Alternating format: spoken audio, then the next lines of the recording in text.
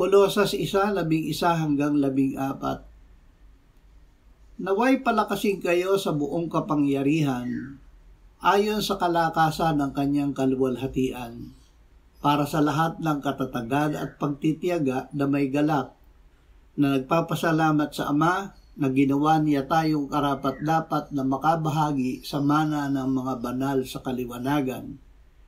Iniligtas niya tayo sa kapangyarihan ng kadiliman at inilipat tayo sa kaharian ng kanyang minamahal na anak, na sa kanya ay mayroon tayong katubusan na siyang kapatawaran ng mga kasalanan.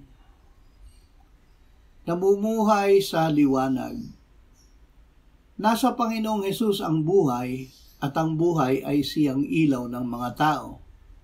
Ang ilaw ay lumiliwanag sa kadiliman, at ito'y hindi nagapi ng kadiliman. Sinabi niya, "Ako ang ilaw ng sanlibutan. Ang sumusunod sa akin ay hindi kailanman lalakad sa kadiliman, kundi magkakaroon ng ilaw ng buhay." Sinabi din niya na ang Diyos ay liwanag at sa Kanya'y walang anumang kadiliman.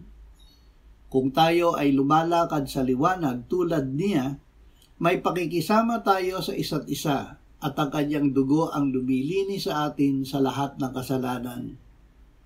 Kaya tayo ay binigyan niya ng Kanyang kakayahan na maging mabait sa isa't isa, mga mahabagin, nagpapatawad sa isa't isa, gaya ng pagpapatawad sa atin ng Diyos kay Kristo.